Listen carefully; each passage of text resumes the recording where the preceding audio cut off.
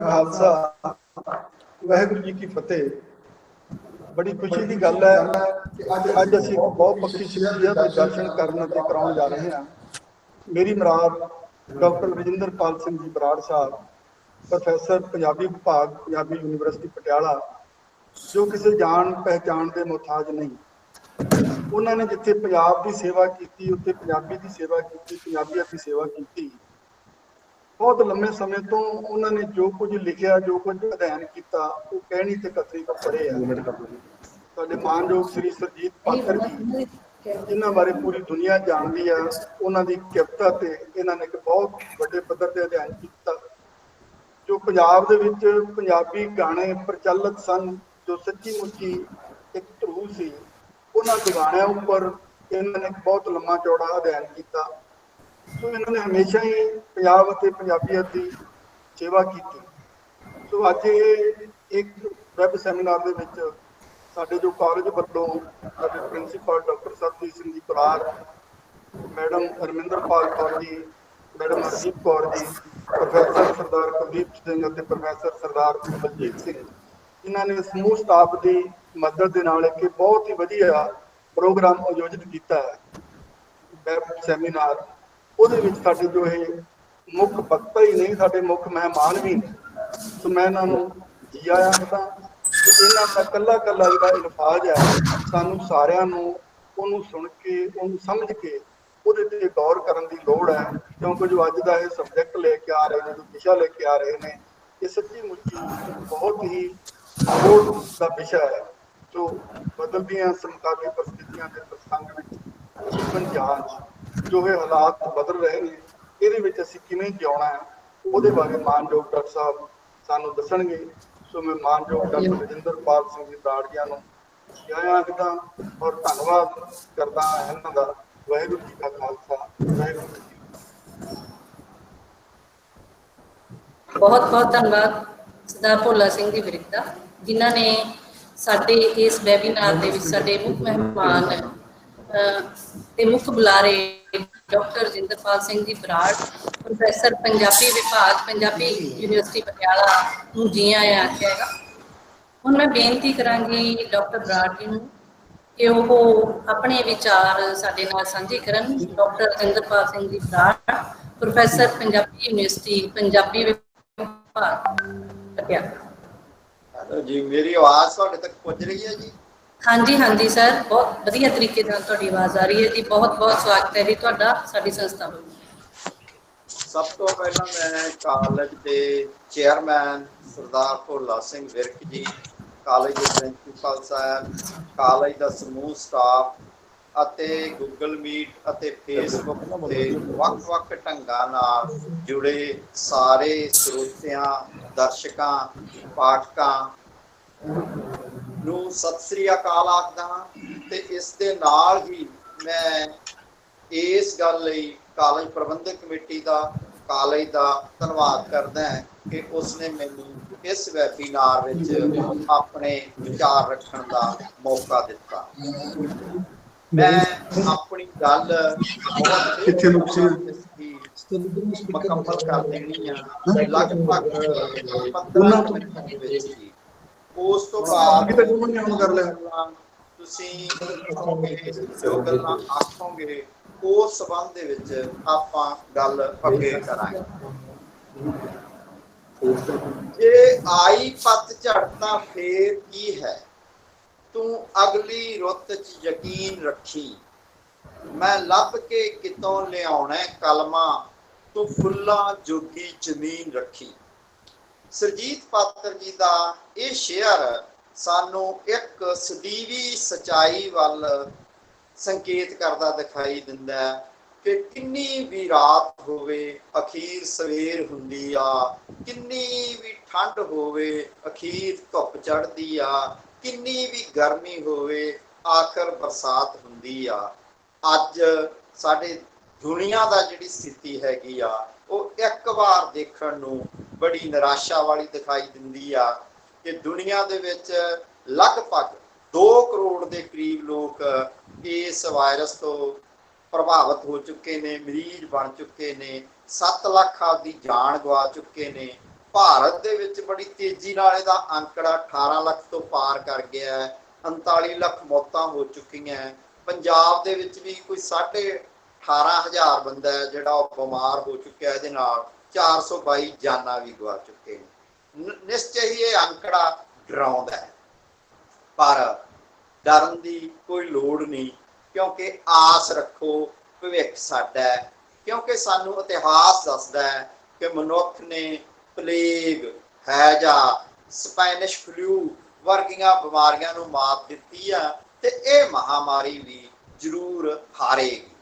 ਪਹਿਲਾਂ ਮੈਂ ਇੱਕ ਗੱਲ ਸਪਸ਼ਟ ਕਰ ਦੇਣੀ ਚਾਹੁੰਦਾ ਕਿ ਇਹ ਵਾਇਰਸ ਦਾ ਨਾਂ ਰੱਖਿਆ ਹੈਗਾ COVID-19। ਤਾਂ ਜਿਹੜਾ COVID-19 ਹੈਗਾ ਕਿ ਜਿਹੜਾ ਇਹਦਾ ਹੈਗਾ ਸੀ ਕਰੋਨਾ ਹੈ ਜਿਹੜੀ, ਉਹ ਤਾਂ ਹੈਗਾ ਇਹਦਾ ਕਹਿ ਸਕਦੇ ਹਾਂ ਕਿ ਨਾਂ ਵਾਇਰਸ ਦਾ। ਤੇ ਇਹਨੂੰ ਜਦੋਂ ਕੋਵਿਡ ਕਹਿੰਦੇ ਆ ਵੀ ਹੁੰਦਾ ਵਾਇਰਸ। ਸਾਰੇ ਜਿਹੜੇ ਵਾਇਰਸ ਆ ਉਹ ਬਿਮਾਰੀਆਂ ਨਹੀਂ ਫੈਲਾਉਂਦੇ, ਕੁਝ ਵਾਇਰਸ ਹੀ ਬਿਮਾਰੀਆਂ ਫੈਲਾਉਂਦੇ ਆ। ਵਾਇਰਸ ਬਿਮਾਰੀ ਫੈਲਾਉਣ ਵਾਲਾ ਹੈ। ਤੇ ਜਦੋਂ ਇਹਨੂੰ ਅਸੀਂ ਕਹਿੰਦੇ ਆ ਕਿ ਇਹ ਨੋਵਲ ਆ, ਨਵਾਂ, ਤਾਂ ਇਹਦਾ ਭਾਵ ਹੈ ਕਿ ਵਾਇਰਸ ਤਾਂ ਇਸ ਕਿਸਮ ਦੇ ਪਹਿਲਾਂ ਵੀ ਬਹੁਤ ਸੀਗੇ।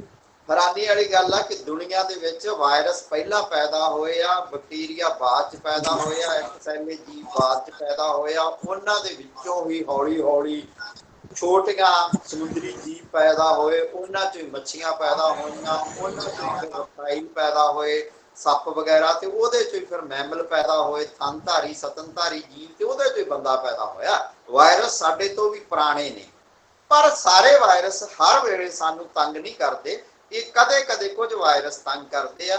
ਇਹ ਵਾਇਰਸ ਹੁਣ ਤੰਗ ਕਰਦਾ, ਪਰ ਜ਼ਿਆਦਾ ਦੇਰ ਨਹੀਂ ਕਰੂਗਾ। ਜਾਪਦਾ ਹੈ ਕਿ ਜਾਂ ਤਾਂ ਇਹਦੀ ਵੈਕਸੀਨ ਨਿਕਲ ਆਊਗੀ, ਜਾਂ ਇਹਦਾ ਕੋਈ ਦਵਾਈਆਂ ਨਾਲ ਐਂਟੀਵਾਇਰਲ ਕੋਈ ਦਵਾਈ ਨਿਕਲ ਆਊਗੀ ਤੇ ਇਹ ਖਤਮ ਹੋ ਜਾਊਗਾ। ਇਹ ਚੰਗੀ ਗੱਲ ਆ ਕਿ ਜਿਹੜੀ ਵਾਇਰਲ ਦੀ ਵੈਕਸੀਨ ਆ ਉਹ ਸਾਰੇ ਦੇਸ਼ ਲਗਭਗ ਰਲ ਕੇ ਵੀ ਬਣਾ ਰਹੇ ਆ ਤੇ ਅੱਡ ਅੱਡ ਵੀ ਕੋਸ਼ਿਸ਼ਾਂ ਕਰ ਰਹੇ ਆ।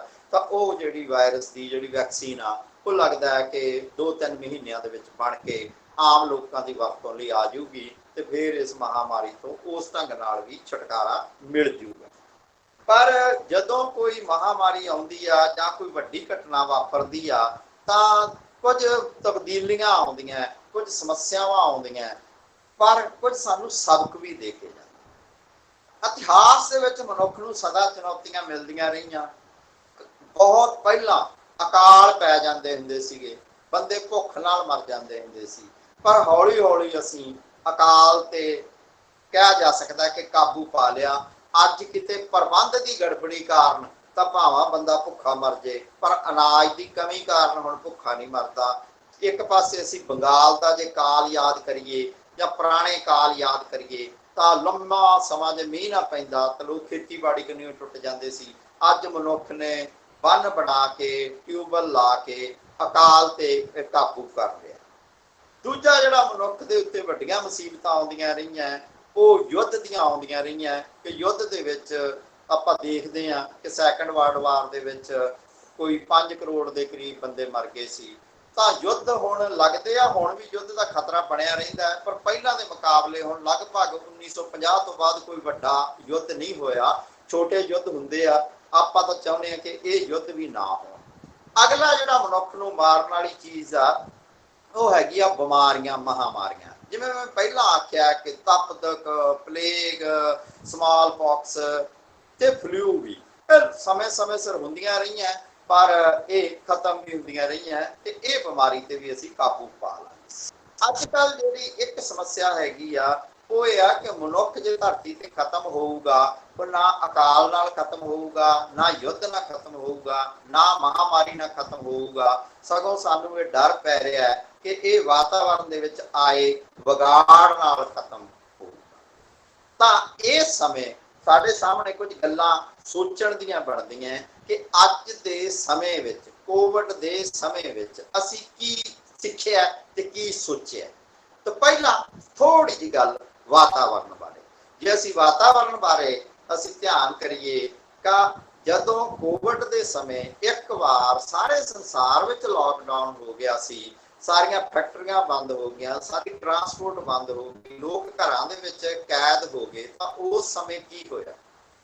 ਉਸ ਸਮੇਂ ਲੁਧਿਆਣੇ ਦਾ ਬੁੱਢਾ ਨਾਲਾ ਸਾਫ਼ ਹੋ ਗਿਆ। ਉਸ ਸਮੇਂ ਕੀ ਹੋਇਆ, ਉਸ ਸਮੇਂ ਡਲਹੌਜੀ ਦੇ ਪਹਾੜ ਦਿਖਣ ਲੱਗ ਪਏ ਅੰਮ੍ਰਿਤਸਰ। ਉਸ ਸਮੇਂ ਕੀ ਹੋਇਆ, ਪਟਿਆਲੇ ਤੋਂ ਚੰਡੀਗੜ੍ਹ ਦੇ ਪਹਾੜ ਦਿਖਣ ਲੱਗ ਪਏ। ਤਾਂ ਅਸੀਂ ਜਲ ਵੀ ਸਾਫ਼ ਕਰ ਲਿਆ, ਅਸੀਂ ਹਵਾ ਵੀ ਸਾਫ਼ ਕਰ ਲਈ, ਅਸੀਂ ਧਰਤੀ ਵੀ ਕਾਫੀ ਹੱਦ ਤੱਕ ਸਾਫ਼ ਕਰ ਲਈ ਸੀ। ਇਹ ਵੱਖਰੀ ਗੱਲ ਆ ਕਿ ਜਦੋਂ ਹੀ ਲਾਕਡਾਊਨ ਜਿਉਂ-ਜਿਉਂ ਖੁੱਲਿਆ, ਪ੍ਰਦੂਸ਼ਣ ਦਾ ਪੱਧਰ ਫਿਰ ਉੱਥੇ ਹੀ ਤੁਰਿਆ ਜਾ ਰਿਹਾ ਹੈ। ਸਾਨੂੰ ਇੱਕ ਵੱਡਾ ਸਬਕ ਇਹ ਮਿਲਿਆ ਕਿ ਜੇ ਮਨੁੱਖ ਤਹਈਆ ਕਰ ਲਏ, ਜੇ ਸਾਰੇ ਮਨੁੱਖ ਇੱਕ ਸਾਂਝੀ ਗੱਲ ਤੇ ਪਹੁੰਚ ਜਾਣ, ਤਾਂ ਅਸੀਂ ਵਾਤਾਵਰਨ ਨੂੰ ਸ਼ੁੱਧ ਕਰ ਸਕਦੇ ਹਾਂ, ਤੇ ਇਹ ਸਾਨੂੰ ਕਰਨਾ ਚਾਹੀਦਾ ਹੈ। ਇਹ ਇੱਕ ਵੱਖਰਾ ਮਸਲਾ ਹੈ। ਮੈਂ ਤਾਂ ਬੜੇ ਸੈਮੀਨਾਰਾਂ ਦੇ ਵਿੱਚ ਇਹ ਸੁਝਾਅ ਵੀ ਦਿੱਤਾ ਹੈ ਕਿ ਆਪਾਂ ਇਸ ਤਰ੍ਹਾਂ ਵੀ ਕਰ ਸਕਦੇ ਹਾਂ ਕਿ ਕਰੋਨਾ ਭਾਵੇਂ ਚਲਿਆ ਜਾਵੇ, ਪਰ ਸਾਲ ਵਿੱਚ ਅਸੀਂ ਕੁਝ ਦਿਨ ਜ਼ਰੂਰ ਲਾਕਡਾਊਨ ਮਨਾਈਏ, ਜਿਹਦੇ ਨਾਲ ਅਸੀਂ ਧਰਤੀ ਨੂੰ ਸਾਹ ਦੇਈਏ, ਜਿਹਦੇ ਨਾਲ ਅਸੀਂ ਦਰਿਆਵਾਂ ਨੂੰ ਸਾਹ ਦੇਈਏ, ਜਿਹਦੇ ਨਾਲ ਅਸੀਂ ਹਵਾ ਨੂੰ ਸਾਹ ਦੇਈਏ। ਹੁਣ ਅਗਲੀ ਜਿਹੜੀ ਗੱਲ ਆਉਂਦੀ ਆ ਕਿ ਇਸ ਸਮੇਂ ਸਭ ਤੋਂ ਵੱਧ ਜਿਹੜੀ ਚੀਜ਼ ਦੀ ਸਾਨੂੰ ਜ਼ਰੂਰਤ ਸੀਗੀ, ਉਹ ਸਾਨੂੰ ਸਿਹਤ ਦੀ ਜ਼ਰੂਰਤ ਸੀਗੀ, ਸਿਹਤ ਕਰਮੀਆਂ ਦੀ ਜ਼ਰੂਰਤ ਸੀਗੀ। ਦੂਜੀ ਗੱਲ ਕਿ ਸਿਹਤ ਦੀ ਜਿਹੜੀ ਜ਼ਰੂਰਤ ਸੀਗੀ, ਇਹ ਥੋੜਾ ਜਿਹਾ ਦੁੱਖ ਨਾਲ ਕਹਿਣਾ ਪੈਂਦਾ ਹੈ ਕਿ ਅਸੀਂ ਪਿਛਲੇ ਸਮੇਂ ਦੇ ਵਿੱਚ ਜਿਹੜੀਆਂ ਸਰਕਾਰੀ ਸਹੂਲਤਾਂ ਉਹਦੇ ਵੱਲ ਪੂਰਾ ਧਿਆਨ ਨਹੀਂ ਦਿੱਤਾ। ਸਰਕਾਰ ਨੇ ਸਿਹਤ ਮਹਿਕਮੇ ਵੱਲ ਧਿਆਨ ਘਟਾਤਾ। ਪ੍ਰਾਈਵੇਟ ਹਸਪਤਾਲ ਬੜੀ ਤੇਜ਼ੀ ਨਾਲ ਖੁੱਲ੍ਹ ਗਏ, ਬੜੀ ਚੰਗੀ ਗੱਲ ਲੋਕਾਂ ਨੂੰ ਲੱਗਦੀ ਸੀ, ਪਰ ਇਸ ਮੁਸੀਬਤ ਦੇ ਸਮੇਂ ਉਹਨਾਂ ਨੇ ਕੋਈ ਬਹੁਤੀ ਸਹਾਇਤਾ ਨਹੀਂ ਕੀਤੀ, ਸਗੋਂ ਦਰਵਾਜ਼ੇ ਭੇੜ ਲਏ। ਜੇ ਦਰਵਾਜ਼ੇ ਖੋਲੇ ਤਾਂ ਬਹੁਤ ਮਹਿੰਗੇ ਭਾਅ ਖੋਲੇ। ਉਹਦੇ ਉਲਟ ਜਿਹੜੇ ਸਰਕਾਰੀ ਡਾਕਟਰ ਨੇ, ਸਰਕਾਰੀ ਫਾਰਮਾਸਿਸਟ ਨੇ, ਨਰਸਾਂ ਨੇ, ਹੋਰ ਪੈਰਾਮੈਡੀਕਲ ਸਟਾਫ ਆ, ਉਹਨਾਂ ਨੇ ਜਿਹੋ ਜੀ ਉਹਨਾਂ ਕੋਲੇ ਸਾਧਨ ਸੀਗੇ, ਪੂਰੀ ਸ਼ਕਤੀ ਦੇ ਨਾਲ ਉਹਨਾਂ ਨੇ ਆਪਣਾ ਕੰਮ ਕੀਤਾ। ਉਹਨਾਂ ਦੀ ਤਾਰੀਫ ਵੀ ਕਰਨੀ ਬਣਦੀ ਹੈ, ਤੇ ਇਹ ਵੀ ਕਹਿਣਾ ਬਣਦਾ ਹੈ ਕਿ ਸਰਕਾਰ ਨੂੰ ਸਿਹਤ ਆ ਜਿਹੜੀ ਉਹ ਹਮੇਸ਼ਾ ਕਿਹਾ ਜਾ ਸਕਦਾ ਉਹਦੇ ਵੱਲ ਵਧੇਰੇ ਧਿਆਨ ਦੇਣਾ ਚਾਹੀਦਾ, ਵਧੇਰੇ ਬਜਟ ਰੱਖਣਾ ਚਾਹੀਦਾ, ਤਾਂ ਹੀ ਜਿਹੜਾ ਸਾਡਾ ਸਮਾਜ ਆ ਉਹ ਵਧੀਆ ਬਣੇਗਾ। ਹੁਣ ਸਿਹਤ ਦੇ ਬਾਰੇ ਇੱਕ ਗੱਲ ਇਹ ਕਿ ਸਾਰੇ ਡਾਕਟਰ ਇੱਕ ਗੱਲ ਕਹਿੰਦੇ ਆ ਕਿ ਭਾਈ ਜਿਹੜੀ ਸਿਹਤ ਆ, ਜੇ ਤੁਹਾਡੀ ਚੰਗੀ ਆ, ਜੇ ਤੁਹਾਡੀ ਇਮਿਊਨਿਟੀ ਚੰਗੀ ਆ, ਜੇ ਤੁਹਾਡੇ ਸਰੀਰ 'ਚ ਪ੍ਰਤੀਰੋਧਕ ਸ਼ਕਤੀ ਚੰਗੀ ਆ, ਤਾਂ ਇਹ ਬਿਮਾਰੀ ਤੁਹਾਨੂੰ ਕੁਝ ਨਹੀਂ ਕਹੂਗੀ। ਤਾਂ ਹੁਣ ਦੁਬਾਰਾ ਇੱਕ ਸੋਚਣ ਦਾ ਮੌਕਾ ਆਇਆ ਕਿ ਮਨੁੱਖ ਆਪਣੀ ਚੰਗੀ ਸਿਹਤ ਕਿਵੇਂ ਰੱਖ ਸਕਦਾ ਹੈ। ਤੇ ਇੱਕ ਪਾਸੇ ਤਾਂ ਸਰੀਰਕ ਸਿਹਤ ਦੀ ਗੱਲ ਆ, ਤੇ ਇੱਕ ਪਾਸੇ ਮਾਨਸਿਕ ਸਿਹਤ ਦੀ ਗੱਲ ਆ। ਪਹਿਲਾਂ ਆਪਾਂ ਗੱਲ ਕਰਦੇ ਹਾਂ ਸਰੀਰਕ ਸਿਹਤ ਦੀ। ਤੇ ਸਰੀਰਕ ਸਿਹਤ ਦੇ ਵਿੱਚ ਇੱਕ ਗੱਲ ਇਹ ਹੈਗੀ ਹੈ ਕਿ ਸਰੀਰਕ ਸਿਹਤ ਤਾਂ ਹੀ ਚੰਗੀ ਰਹਿੰਦੀ ਆ, ਉਹਦੇ 'ਚ ਦੋ ਵੱਡੀਆਂ ਗੱਲਾਂ। ਇੱਕ ਇਹ ਕਿ ਜਾਂ ਤੇ ਭਾਈ ਅਸੀਂ ਕੰਮ ਕਰੀਏ, ਜੇ ਕੰਮ ਨਹੀਂ ਕਰਦੇ ਜਾਂ ਸਾਡਾ ਕੰਮ ਇਹੋ ਜਿਹਾ ਕਿ ਜਿਹਦੇ ਵਿੱਚ ਸਰੀਰਕ ਮਿਹਨਤ ਬਹੁਤੀ ਨਹੀਂ ਲੱਗਦੀ, ਤਾਂ ਅਸੀਂ ਕਸਰਤ ਕਰੀਏ। ਤਾਂ ਜਿਹੜਾ ਤਾਂ ਹੈਗਾ ਕੰਮ, ਮੈਨੂੰ ਲੱਗਦਾ ਹੈ ਕਿ ਲਾਕਡਾਊਨ ਨੇ ਸਾਨੂੰ ਇਹ ਗੱਲ ਸਿਖਾਈ ਕਿ ਜਿਨ੍ਹਾਂ ਦਿਨਾਂ ਦੇ ਵਿੱਚ ਪੰਜਾਬ ਦੇ ਬਾਰੇ ਮਸ਼ਹੂਰ ਸੀਗੇ ਕਿ ਪਿੰਡਾਂ ਦੇ ਮੁੰਡੇ, ਜੱਟਾਂ ਦੇ ਮੁੰਡੇ ਕੰਮ ਨਹੀਂ ਕਰਦੇ ਗਏ, ਪਰ ਇਸ ਮੁਸੀਬਤ ਦੇ ਸਮੇਂ ਉਹਨਾਂ ਨੇ ਫਸਲ ਸਾਂਭੀ, ਘੱਟ ਲੇਬਰ ਆਉਣ ਕਰਕੇ ਖੁਦ ਕੰਮ ਕੀਤਾ। ਮੈਨੂੰ ਲੱਗਦਾ ਕਿ ਇਹ ਚੰਗੀ ਗੱਲ ਆ। ਜੇ ਪੰਜਾਬ ਦੇ ਲੋਕ ਕੈਨੇਡਾ ਜਾ ਕੇ ਗਾਇਰੀਆਂ ਤੋੜ ਸਕਦੇ ਆ, ਪੈਟਰੋਲ ਪੰਪਾਂ ਤੇ ਤੇਲ ਪਾ ਸਕਦੇ ਆ, ਤਾਂ ਆਪਦੇ ਦੇਸ਼ ਵਿੱਚ ਵੀ ਉਹ ਕੰਮ ਕਰ ਸਕਦੇ ਆ। ਇਹ ਇੱਕ ਚੰਗੀ ਸ਼ਗਨ ਹੈਗਾ। ਸ਼ਹਿਰਾਂ ਦੇ ਮੱਧ ਵਰਗੀ ਘਰਾਂ ਦੇ ਵਿੱਚ ਆਮ ਕਰਕੇ ਕੰਮ ਵਾਲੀਆਂ ਆਉਂਦੀਆਂ ਤੇ ਕੰਮ ਵਾਲੀਆਂ ਹੀ ਕੰਮ ਕਰਦੀਆਂ ਨੇ। ਇਹਨਾਂ ਦਿਨਾਂ ਦੇ ਵਿੱਚ, ਕਰੋਨਾ ਦੇ ਮੁੱਢਲੇ ਦਿਨਾਂ ਦੇ ਵਿੱਚ, ਡਰ ਕਾਰਨ ਬਹੁਤ ਸਾਰੇ ਲੋਕਾਂ ਨੇ ਕੰਮ ਵਾਲੀਆਂ ਹਟਾਤੀਆਂ ਤੇ ਖੁਦ ਕੰਮ ਕਰਨਾ ਸ਼ੁਰੂ ਕਰ ਦਿੱਤਾ। ਉਹਨਾਂ ਦਾ ਰੁਜ਼ਗਾਰ ਤਾਂ ਖੁੱਸਿਆ, ਪਰ ਇਹਦੇ ਨਾਲ ਜਿਵੇਂ ਅਸੀਂ ਅਮਰੀਕਾ ਕੈਨੇਡਾ 'ਚ ਕਹਿੰਦੇ ਆ ਕਿ ਲੋਕ ਆਪਦਾ ਕੰਮ ਆਪ ਕਰਦੇ ਆ, ਇਹਦਾ ਮਤਲਬ ਪੰਜਾਬੀ ਵੀ ਆਪਦਾ ਕੰਮ ਆਪ ਕਰ ਸਕਦੇ ਆ, ਤੇ ਸਾਨੂੰ ਇਸ ਗੱਲ ਨੂੰ ਉਤਸ਼ਾਹਿਤ ਕਰਨਾ ਚਾਹੀਦਾ। ਦੂਸਰੀ ਜਿਹੜੀ ਗੱਲ ਹੈਗੀ ਆ ਕਿ ਕਸਰਤ ਆ ਜਿਹੜੀ, ਉਹ ਜਿੰਮਾਂ ਬੰਦ ਸੀ, ਤਾਂ ਇਸ ਸਮੇਂ ਸਾਈਕਲ ਦਾ ਬਹੁਤ ਪ੍ਰਚਲਨ ਹੋਇਆ। ਇਹ ਵੀ ਇੱਕ ਚੰਗੀ ਗੱਲ ਆ ਕਿ ਲੋਕਾਂ ਨੇ ਸਾਈਕਲ ਚਲਾਉਣਾ ਮੁੜ ਸ਼ੁਰੂ ਕੀਤਾ, ਚਾਹੇ ਕਸਰਤ ਦੇ ਰੂਪ ਵਿੱਚ ਤੇ ਚਾਹੇ ਕੰਮ ਦੇ ਰੂਪ ਵਿੱਚ। ਮੈਂ ਪਿਛਲੇ ਸਾਲ ਯੂਰਪ ਦੇ ਟੂਰ ਉੱਤੇ ਗਿਆ ਸੀ, ਤੇ ਯੂਰਪ ਵਿੱਚ ਜਾ ਕੇ ਮੈਂ ਦੇਖਿਆ ਕਿ ਉੱਥੇ ਹਜੇ ਵੀ ਸਾਈਕਲ ਬਹੁਤ ਜ਼ਿਆਦਾ ਚਲਾਇਆ ਜਾਂਦਾ। ਹਾਲਾਂਕਿ ਉੱਥੇ ਪਬਲਿਕ ਕਾਰਾਂ ਵੀ ਬਹੁਤ ਨੇ, ਪਬਲਿਕ ਟਰਾਂਸਪੋਰਟ ਵੀ ਬਹੁਤ ਆ, ਬਹੁਤ ਸਾਰੀਆਂ ਟਰਾਮਾਂ ਨੇ ਉੱਥੇ, ਬਹੁਤ ਸਾਰੀਆਂ ਬੱਸਾਂ ਨੇ, ਬਹੁਤ ਸਾਰੀਆਂ ਰੇਲਵੇ ਸੁਵਿਧਾ ਹੈਗੀ। ਇਸ ਦੇ ਬਾਵਜੂਦ ਉੱਥੇ ਲੋਕ ਸਾਈਕਲਾਂ ਦੀ ਬਹੁਤ ਵਰਤੋਂ ਕਰਦੇ ਆ। ਹੈਰਾਨੀ ਵਾਲੀ ਗੱਲ ਆ ਕਿ ਮੈਂ ਬੈਲਜੀਅਮ, ਸਵਿਟਜ਼ਰਲੈਂਡ ਦੇ ਵਿੱਚ ਵੇਖਿਆ ਕਿ ਜਿੱਥੇ ਥਾਂ ਤੇ ਦਫ਼ਤਰਾਂ ਦੇ ਅੱਗੇ ਹਜੇ ਵੀ ਸਾਈਕਲ ਉਸੇ ਤਰ੍ਹਾਂ ਖੜੇ ਆ ਜਿਵੇਂ ਸਾਡੇ 70 ਦੇ ਵਿੱਚ ਖੜੇ ਹੁੰਦੇ ਆ। ਇਹ ਸਾਈਕਲ ਆ ਜਿਹੜੇ ਉਹ ਸਾਡੇ ਸਰੀਰ ਲਈ ਬੜੀ ਚੰਗੀ ਚੀਜ਼ ਆ। ਇਹ ਕੇਵਲ ਪੈਟਰੋਲ ਹੀ ਨਹੀਂ ਬਚਾਉਂਦੇ, ਇਹ ਕੇਵਲ ਵਾਤਾਵਰਨ ਪ੍ਰਦੂਸ਼ਿਤ ਕਰਨ ਤੋਂ ਨਹੀਂ ਰੋਕਦੇ, ਸਗੋਂ ਤੁਹਾਡੀ ਸਿਹਤ ਨੂੰ ਵੀ ਚੰਗਾ ਰੱਖਦੇ। ਤਾਂ ਕਸਰਤ ਬਾਰੇ ਬਹੁਤੀਆਂ ਗੱਲਾਂ ਨਹੀਂ, ਪਰ ਇਹ ਜ਼ਰੂਰ ਕਿ ਜੇ ਅਸੀਂ ਆਪਣਾ ਕੰਮ ਆਪ ਕਰੀਏ ਤਾਂ ਸਾਨੂੰ ਕਸਰਤ ਕਰਨ ਦੀ ਜ਼ਰੂਰਤ ਨਹੀਂ। ਜੇ ਸਾਡਾ ਕੰਮ ਅਜਿਹਾ ਹੈ ਤਾਂ ਜ਼ਰੂਰ ਕਸਰਤ ਕਰੀਏ। ਤੇ ਕਸਰਤ ਵੀ ਜਿਹੜੀ ਹੈਗੀ ਆ ਉਹ ਜੇ ਕੰਮ ਦੇ ਰੂਪ ਵਿੱਚ ਕਰੀਏ, ਜੇ ਸਾਈਕਲ ਚਲਾਈਏ ਤਾਂ ਜ਼ਿਆਦਾ ਵਧੀਆ। ਦੂਸਰੀ ਇੱਕ ਗੱਲ ਮਹੱਤਵਪੂਰਨ ਇਸ ਸਮੇਂ ਆਈ ਕਿ ਕੀ ਖਾਈਏ। ਤਾਂ ਖਾਣ ਦੇ ਮਾਮਲੇ ਦੇ ਵਿੱਚ ਵੈਸੇ ਤਾਂ ਇਹ ਇੱਕ ਮਨੁੱਖ ਦਾ ਆਪਣੇ ਸਰੀਰ ਤੋਂ ਵੱਧ ਹੋਰ ਉਹਨੂੰ ਕੋਈ ਨਹੀਂ ਦੱਸ ਸਕਦਾ ਕਿ ਉਹ ਕੀ ਖਾਵੇ। ਜਿਹੜੀਆਂ ਚੀਜ਼ਾਂ ਖਾ ਕੇ ਉਹ ਚੰਗਾ ਮਹਿਸੂਸ ਕਰਦਾ ਉਹ ਖਾ ਲੇ, ਤੇ ਜਿਹੜੀਆਂ ਨਹੀਂ ਖਾ ਕੇ ਚੰਗਾ ਮਹਿਸੂਸ ਕਰਦਾ ਉਹ ਨਾ ਖਾਵੇ।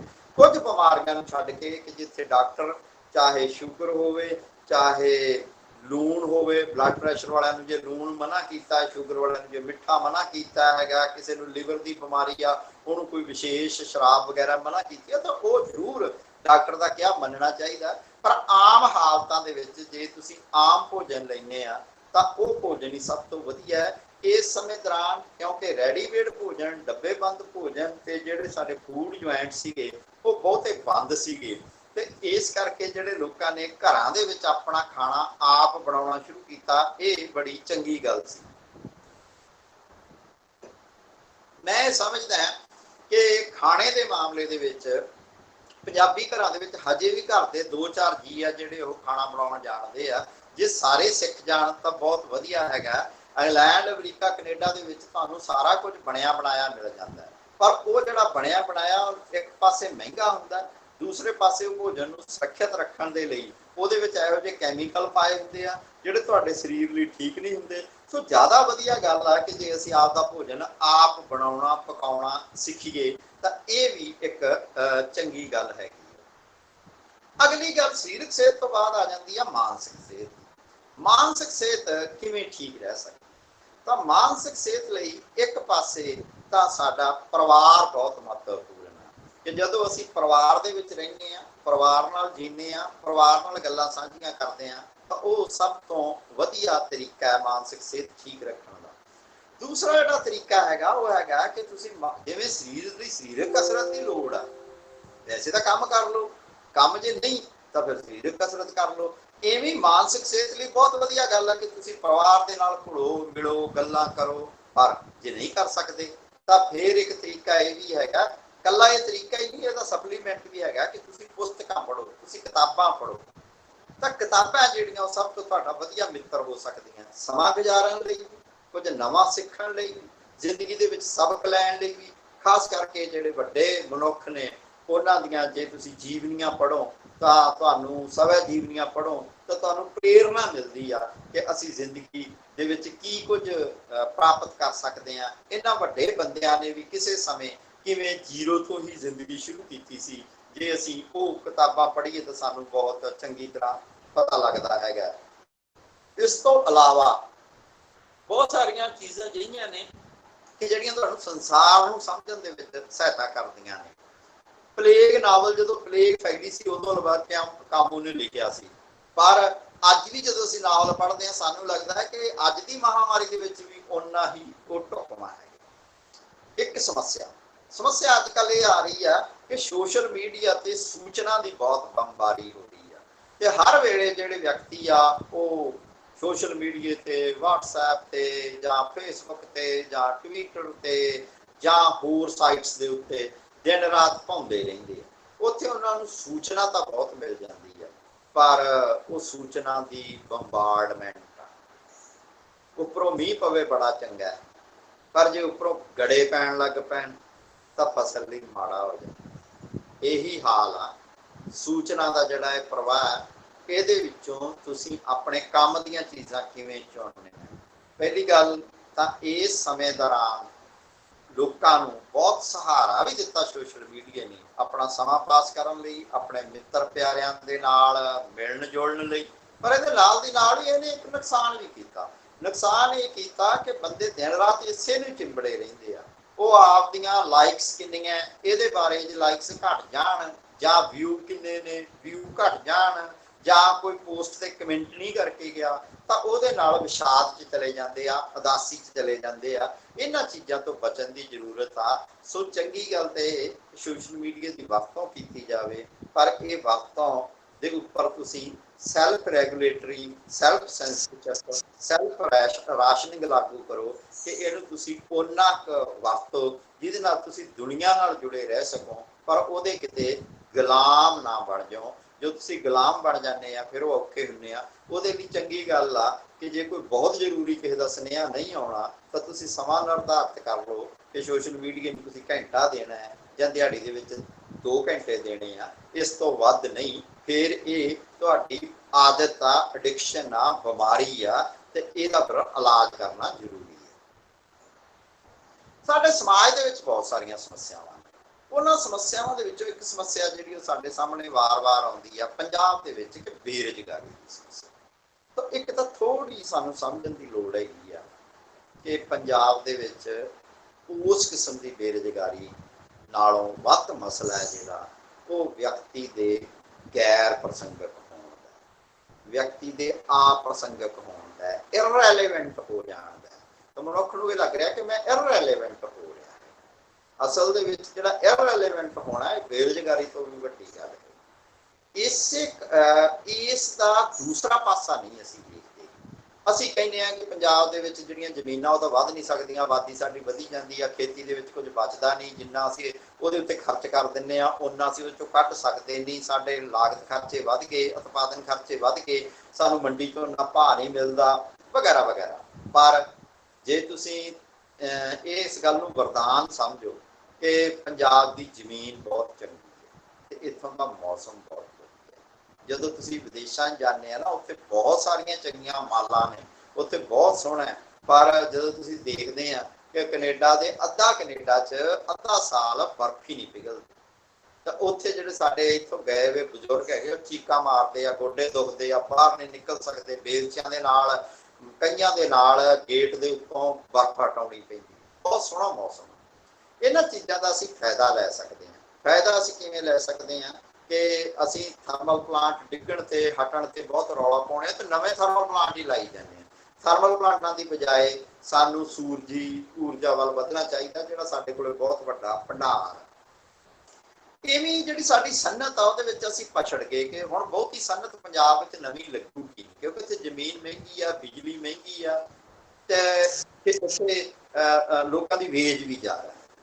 ਤਾਂ ਸਾਨੂੰ ਖੇਤੀ ਆਧਾਰਿਤ ਸਨਅਤ ਵੱਲ ਮੁੜਨਾ ਚਾਹੀਦਾ ਹੈ। ਖੇਤੀ ਆਧਾਰਿਤ ਸਨਅਤ ਲਾਉਣੀ ਚਾਹੀਦੀ ਆ। ਇੱਥੇ ਫੂਡ ਪ੍ਰੋਸੈਸ ਕਰਨਾ ਚਾਹੀਦਾ ਹੈ। ਪਿੰਡ ਦੇ ਵਿੱਚੋਂ ਕਣਕ ਬਾਹਰ ਨਹੀਂ ਜਾਣੀ ਚਾਹੀਦੀ, ਕਣਕ ਪੀਸ ਕੇ ਆਟਾ ਬਣਾ ਕੇ ਬਾਹਰ ਜਾਣਾ ਚਾਹੀਦਾ। ਆਟਾ ਬਾਹਰ ਨਹੀਂ ਜਾਣਾ ਚਾਹੀਦਾ, ਆਟੇ ਦੇ ਬਿਸਕੁਟ ਬਣ ਕੇ ਬਾਹਰ ਜਾਣੇ ਚਾਹੀਦੇ ਆ। ਕੇਵਲ ਬਿਸਕੁਟ ਬਣ ਕੇ ਹੀ ਬਾਹਰ ਨਹੀਂ ਜਾਣੇ ਚਾਹੀਦੇ, ਸਗੋਂ ਉਹਦੀਆਂ ਸੇਵੀਆਂ ਬਣ ਕੇ ਬਾਹਰ ਜਾਣੀਆਂ ਚਾਹੀਦੀਆਂ। ਕੇਵਲ ਸੇਵੀਆਂ ਬਣ ਕੇ ਹੀ ਨਹੀਂ ਬਾਹਰ ਜਾਣੀਆਂ ਚਾਹੀਦੀਆਂ, ਉਹ ਡੱਬਿਆਂ 'ਚ ਬੰਦ ਹੋ ਕੇ ਹੀ ਬਾਹਰ ਫਰੂਟ ਸਬਜ਼ੀਆਂ ਜਾਣੀਆਂ ਚਾਹੀਦੀਆਂ। ਇਹਦੀ ਬਹੁਤ ਜ਼ਿਆਦਾ ਸਾਨੂੰ ਜ਼ਰੂਰਤ ਹੈ। ਅਗਲਾ ਜਿਹੜਾ ਸਾਡਾ ਖੇਤਰ ਹੈ ਜਿਹਦੇ ਵਿੱਚ ਅਸੀਂ ਕੁਝ ਕਰ ਸਕਦੇ ਹਾਂ ਉਹ ਹੈਗਾ ਸੇਵਾ ਖੇਤਰ।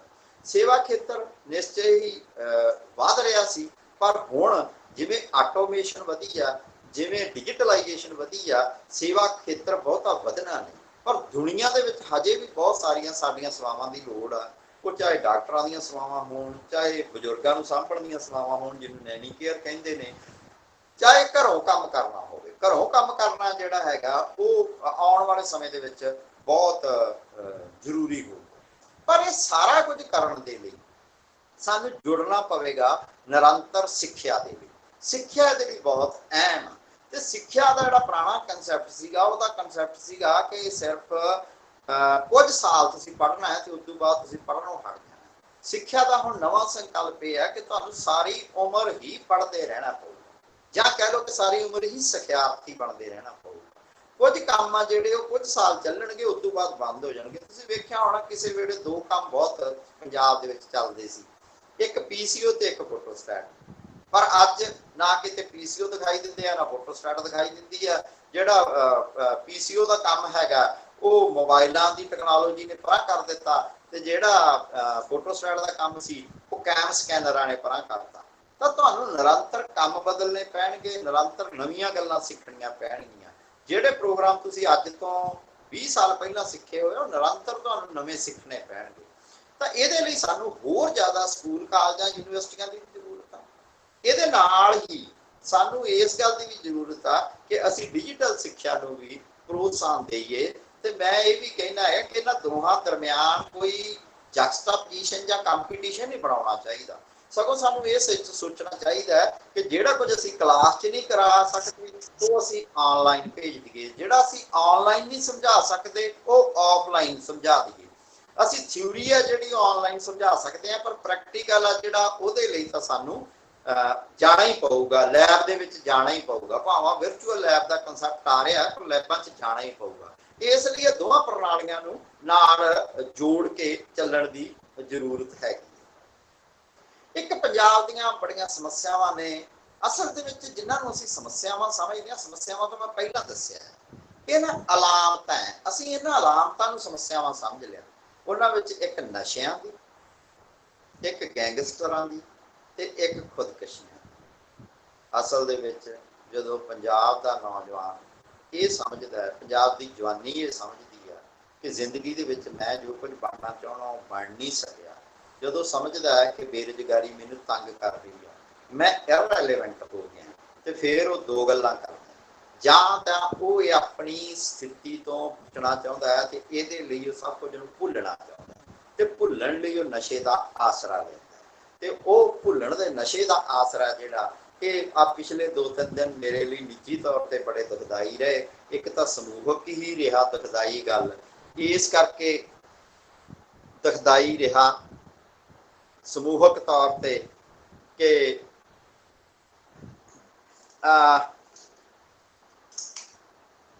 ਪੰਜਾਬ ਦੇ ਵਿੱਚ ਸ਼ਰਾਬ ਪੀ ਕੇ ਇੰਨੇ ਬੰਦੇ ਮਰ ਗਏ। ਦੂਸਰੇ ਪਾਸੇ ਨਿੱਜੀ ਤੌਰ ਤੇ ਇੱਕ ਦੋਸਤ ਦਾ ਭਤੀਜਾ ਜਿਹੜਾ ਉਸਨੇ ਖੁਦਕਸ਼ੀ ਕਰ ਲਈ। ਤਾਂ ਇਹ ਦੁਖਦਾਈ ਖਬਰਾਂ ਨੇ। ਨਸ਼ੇ ਵਾਲਾ ਬੰਦਾ ਆਪਣੀ ਸਥਿਤੀ ਨੂੰ ਭੁੱਲਣਾ ਚਾਹੁੰਦਾ ਹੈ। ਇੱਕ ਮੈਂ ਪੁੱਛਣਾ ਚਾਹੁੰਦਾ ਸੀਗਾ ਕਿ ਇੱਥੇ ਇੱਕ ਦੋ ਵਾਰੀ ਕਮੈਂਟ ਆਇਆ ਕਿ ਆਵਾਜ਼ ਨਹੀਂ ਆ ਰਹੀ, ਉਹਨਾਂ ਦੀ ਨਿੱਜੀ ਪ੍ਰੋਬਲਮ ਆ ਕਿ ਸਾਰਿਆਂ ਨੂੰ ਆਵਾਜ਼ ਨਹੀਂ ਆ ਰਹੀ? ਕਿਰਪਾ ਕਰਕੇ ਕੋਈ ਜਵਾਬ ਦਿਓਗਾ? ਆ ਰਹੀ ਹੈ ਸਰ, ਆਵਾਜ਼ ਕਲੀਅਰ ਆ ਰਹੀ ਹੈ। ਕਿਸੇ ਇੱਕ ਵਿਅਕਤੀ ਨੂੰ ਨਹੀਂ ਆ ਰਹੀ ਹੋਣੀ, ਉਹਦੀ ਕੋਈ ਪ੍ਰੋਬਲਮ ਹੋਊਗੀ, ਉਹਦੇ ਆਪ ਦਾ ਨੁਕਸ ਹੋਊਗਾ। ਦੂਜਾ ਜਿਹੜਾ ਗੈਂਗਸਟਰ ਨੇ, ਗੈਂਗਸਟਰ ਕੀ ਕਰਦੇ ਨੇ ਕਿ ਉਹ ਕਹਿੰਦੇ ਆ ਕਿ ਜੋ ਕੁਝ ਅਸੀਂ ਪ੍ਰਾਪਤ ਕਰਨਾ ਉਹ ਮਿਹਨਤ ਨਾਲ ਪ੍ਰਾਪਤ ਨਹੀਂ ਕਰਨਾ, ਅਸੀਂ ਤਾਂ ਧੌਂਸ ਨਾਲ ਪ੍ਰਾਪਤ ਕਰਨਾ ਹੈ, ਅਸੀਂ ਤਾਂ ਹਥਿਆਰਾਂ ਦੇ ਜ਼ੋਰ ਨਾਲ ਕਰਨਾ ਹੈ। ਉਹ ਮਾਰਦੂ ਦੀ ਪ੍ਰਵਿਰਤੀ ਤੇ ਆ ਜਾਂਦੇ।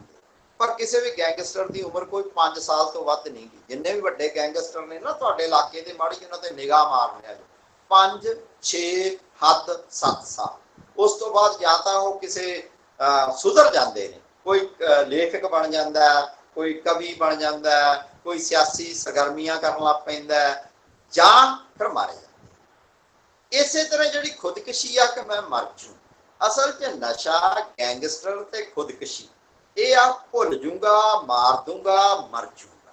ਨਸ਼ਾ ਕਹਿੰਦਾ ਭੁੱਲ ਜਾ, ਗੈਂਗਸਟਰ ਕਹਿੰਦਾ ਮਾਰ ਦੇ, ਖੁਦਕਸ਼ੀ ਕਹਿੰਦੀ ਆ ਮਰ ਜਾ। ਇਹ ਜਿਹੜੀ ਤਿੰਨੇ ਤਰੀਕੇ ਹੈਗੇ ਆ, ਇਹ ਤੁਹਾਨੂੰ ਕਿਤੇ ਨਹੀਂ ਲਿਜਾਣ ਲੱਗੇ। ਇਹਦੇ ਤੋਂ ਬਚਣ ਦੀ ਲੋੜ, ਤੇ ਇਹਦੇ ਤੋਂ ਬਚਣ ਦੀ ਲੋੜ ਬਹੁਤ ਜ਼ਰੂਰੀ ਆ ਕਿ ਨਸ਼ਿਆਂ ਵਿੱਚ ਪਿਆ ਹੀ ਨਾ ਜਾਵੇ। ਜੇ ਕੋਈ ਪਿਆ ਤੁਹਾਨੂੰ ਬਾਹਰ ਕੱਢਿਆ ਜਾਵੇ, ਗੈਂਗਸਟਰੀ ਦੇ ਰਾਹ ਨਾ ਪਿਆ ਜਾਵੇ। ਜੇ ਕੋਈ ਪੈਂਦਾ, ਇਹ ਫਿਲਮਾਂ ਦੇ ਵਿੱਚ ਤੇ ਵੀਡੀਓ ਦੇ ਵਿੱਚ ਗੈਂਗਸਟਰੀ ਹੋਰ ਤਰ੍ਹਾਂ ਦੀ ਦਿਖਾਈ ਦਿੰਦੀ ਆ, ਅਸਲ ਜ਼ਿੰਦਗੀ 'ਚ ਹੋਰ ਤਰ੍ਹਾਂ ਦੀ ਹੁੰਦੀ ਆ। ਇਹਦੇ ਤੋਂ ਬਚਣ ਦੀ ਲੋੜ ਹੈ। ਕੁਝ ਸਾਡੇ ਸਮਾਜ ਦੀਆਂ ਅਜਿਹੀਆਂ ਸਮੱਸਿਆ ਕਿ ਵਿਸ਼ੇਸ਼ ਵਰਗਾਂ ਦੀਆਂ ਸਮੱਸਿਆਵਾਂ, ਜਿਵੇਂ ਔਰਤਾਂ ਦੀਆਂ ਬਹੁਤ ਸਾਰੀਆਂ ਸਮੱਸਿਆਵਾਂ ਹੈ ਕਿ ਔਰਤਾਂ ਪਹਿਲਾਂ ਨਾਲੋਂ ਅਸੀਂ ਕਹਿੰਦੇ ਹਾਂ ਕਿ ਬਹੁਤ ਆਜ਼ਾਦ ਹੋ ਗਈਆਂ, ਪਰ ਹਜੇ ਵੀ ਉਹਨਾਂ ਨੂੰ ਬਹੁਤ ਸਾਰੀਆਂ ਮੁਸ਼ਕਲਾਂ ਦਾ ਸਾਹਮਣਾ ਕਰਨਾ ਪੈਂਦਾ ਹੈ। ਤੇ ਔਰਤਾਂ ਲਈ ਇੱਕੋ ਹੀ ਗੱਲ ਆ ਕਿ ਸਿੱਖਿਆ, ਸਿੱਖਿਆ ਤੇ ਸਿੱਖਿਆ, ਸਿੱਖਿਆ ਤੇ ਸੰਘਰਸ਼, ਇਸ ਤੋਂ ਇਲਾਵਾ ਉਹਨਾਂ ਕੋਲ ਕੋਈ ਰਾਹ ਨਹੀਂ। ਕਿਉਂਕਿ ਅਸਲ ਦੇ ਵਿੱਚ ਤਾਂ ਇਹ ਕਿ ਔਰਤ ਜਦੋਂ ਅੱਗੇ ਵੱਧਦੀ ਹੈ ਨਾ, ਉਦੋਂ ਉਹਦੀਆਂ ਜਿਹਨੂੰ ਕਹਿੰਦੇ ਆ ਉਹਨੂੰ ਪਿੱਛੇ ਖਿੱਚਣ ਵਾਲੇ ਵੀ ਬਹੁਤ ਹੁੰਦੇ ਆ। ਸੁਖਵਿੰਦਰ ਅਮਰਤ ਦਾ ਇੱਕ ਸ਼ੇਅਰ ਆ ਕਿ ਭੰਵਰਿਆਂ ਦੀ ਹਰ ਇੱਕ ਬੈਠਕ ਇਹੋ ਮੁੱਦਾ ਉਠਾਉਂਦੀ ਹੈ, ਉਹਨਾਂ ਦੇ ਹੁੰਦਿਆਂ ਤਿਤਲੀਆਂ ਦੇ ਸਿਰ ਤੇ ਤਾਜ ਕਿਉਂ ਹੋਵੇ, ਤੂੰ ਇਹਨਾਂ ਸ਼ਿਕਰਿਆਂ ਦੇ ਵਾਸਤੇ ਬਣ ਕੇ ਚੁਣੌਤੀ ਰਹਿ, ਝੁਕੇ ਕਿਉਂ ਸਿਰ ਤੇਰਾ, ਨੀਵੀਂ ਤੇਰੀ ਪਰਵਾਜ਼ ਕਿਉਂ ਹੋਵੇ। ਤਾਂ ਔਰਤਾਂ ਨੂੰ ਇੱਕੋ ਹੀ ਰਾਹ ਹੈ ਕਿ ਜ਼ਿੰਦਗੀ ਦੇ ਵਿੱਚ ਆਪਣੇ ਫੈਸਲੇ ਆਪ ਕਰਨ, ਸਿੱਖਿਆ ਗ੍ਰਹਿਣ ਕਰਨ, ਆਪਣੇ ਪੈਰਾਂ ਤੇ ਆਪ ਖੜੀਆਂ ਹੋਣ। ਇਸੇ ਤਰ੍ਹਾਂ ਹੀ ਇੱਕ ਦਲਿਤ ਵਰਗ ਦੀ ਸਮੱਸਿਆ ਹੈਗੀ ਆ। ਤਾਂ ਦਲਿਤ ਵਰਗ ਦੀ ਜਿਹੜੀ ਸਮੱਸਿਆ ਹੈਗੀ ਆ ਉਹ ਵੀ ਸਿੱਖਿਆ ਤੋਂ ਬਗੈਰ, ਕਿਉਂਕਿ ਉਹਨਾਂ ਕੋਲ ਨਾ ਬਹੁਤੀ ਜ਼ਮੀਨ ਆ, ਨਾ ਦੁਕਾਨ ਆ, ਨਾ ਕਾਰਖਾਨੇ ਨੇ, ਤੇ ਜੇ ਜ਼ਿੰਦਗੀ 'ਚ ਅੱਗੇ ਵਧਣਾ ਤੇ ਇੱਕੋ ਇੱਕ ਰਾਹ ਹੈ ਸਿੱਖਿਆ ਦਾ।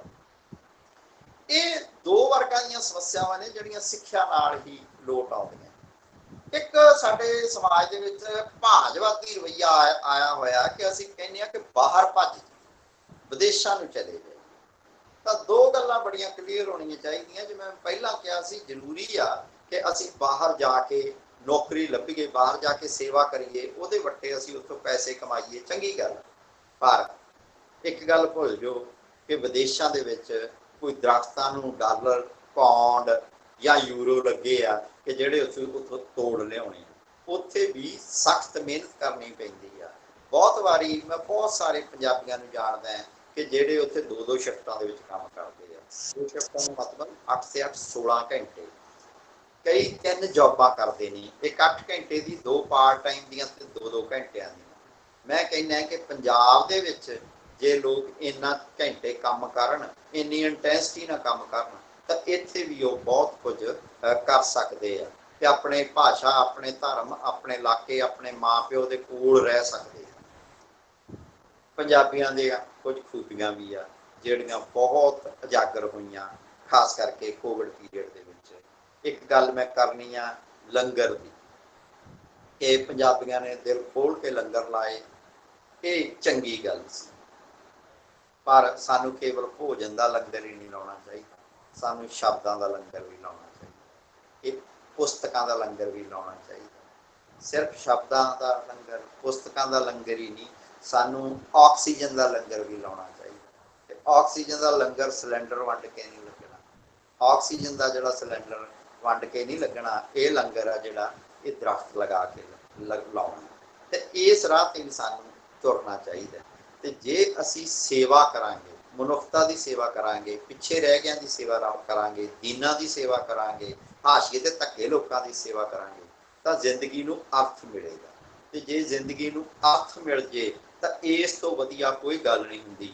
ਮੈਂ ਆਪਣੀ ਜਿਹੜੀ ਗੱਲ ਆ ਉਹ ਪਾਸ਼ ਦੀਆਂ ਇਹਨਾਂ ਲਾਈਨਾਂ ਨਾਲ ਖਤਮ ਕਰਦਾ ਹਾਂ ਕਿ ਸਭ ਤੋਂ ਖਤਰਨਾਕ ਹੁੰਦਾ ਹੈ ਮੁਰਦਾ ਸ਼ਾਂਤੀ ਨਾਲ ਭਰ ਜਾਣਾ, ਨਾ ਹੋਣਾ ਤੜਪਦਾ ਸਭ ਸਹਿਣ ਕਰ ਜਾਣਾ, ਘਰਾਂ ਤੋਂ ਨਿਕਲਣਾ ਕੰਮ ਤੇ ਕੰਮ ਤੋਂ ਘਰ ਆ ਜਾਣਾ। ਸਭ ਤੋਂ ਖਤਰਨਾਕ ਹੁੰਦਾ ਸਾਡੇ ਸੁਪਨਿਆਂ ਦਾ ਮਰ ਜਾਣਾ, ਸਾਡੇ ਸੁਪਨਿਆਂ ਦਾ ਮਰ ਜਾਣਾ। ਸਭ ਤੋਂ ਖਤਰਨਾਕ ਉਹ ਘੜੀ ਹੁੰਦੀ ਆ ਜੋ ਤੁਹਾਡੇ ਗੁੱਟ ਤੇ ਚੱਲਦਿਆਂ ਵੀ ਖੜੀ ਹੁੰਦੀ ਆ। ਸਭ ਤੋਂ ਖਤਰਨਾਕ ਉਹ ਅੱਖ ਹੁੰਦੀ ਆ ਜੋ ਸਭ ਕੁਝ ਦੇਖਦਿਆਂ ਵੀ ਪੂਰੀ ਯੱਕ ਹੁੰਦੀ ਆ, ਜਿਸ ਦੀ ਨਜ਼ਰ ਦੁਨੀਆ ਨੂੰ ਮੁਹੱਬਤ ਨਾਲ ਚੁੰਮਣਾ ਭੁੱਲ ਜਾਂਦੀ ਹੈ, ਜੋ ਚੀਜ਼ਾਂ ਚ ਉੱਠਦੀ ਦੀ ਭਾਵ ਉੱਤੇ ਡੁੱਲ ਜਾਂਦੀ ਹੈ, ਜੋ ਨੁੱਤ ਦਿਸਦੇ ਦੀ ਸਧਾਰਨਤਾ ਨੂੰ ਇੱਕ ਮੰਤਕ ਗਧੀ ਗੇੜ। ਇਸ ਗਧੀ ਗੇੜ ਸੁਪਨਿਆਂ ਨੂੰ ਜਿਉਂਦਿਆਂ ਰੱਖਣਾ ਹੈ, ਖੁਦਕਸ਼ੀ ਦੇ ਰਾਹ ਨਹੀਂ ਪੈਣਾ, ਨਸ਼ਿਆਂ ਦੇ ਰਾਹ ਨਹੀਂ ਪੈਣਾ, ਕਿਸੇ ਨਾਲ ਨਜਾਇਜ਼ ਧੱਕਾ ਕਰਕੇ ਉਹਨੂੰ ਨਹੀਂ ਮਾਰਨਾ, ਸਗੋਂ ਲੰਗਰ ਲਾਉਣਾ ਹੈ, ਭੋਜਨ ਦਾ ਲੰਗਰ ਲਾਉਣਾ ਹੈ, ਸ਼ਬਦ ਦਾ ਲੰਗਰ ਲਾਉਣਾ ਹੈ, ਰੁੱਖਾਂ ਦਾ ਲੰਗਰ ਲਾਉਣਾ ਹੈ।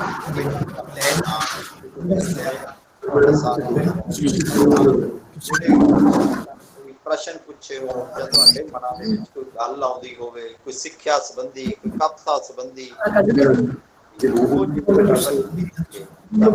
ਉਹਨਾਂ ਦੇ ਉੱਤਰ ਦੇ ਕੇ ਕਰਾਂਗਾ। ਤੁਸੀਂ ਮੈਨੂੰ ਸੁਣਿਆ, ਤੁਹਾਡਾ ਸਾਰਿਆਂ ਦਾ ਬਹੁਤ ਬਹੁਤ ਧੰਨਵਾਦ, ਸ਼ੁਕਰੀਆ।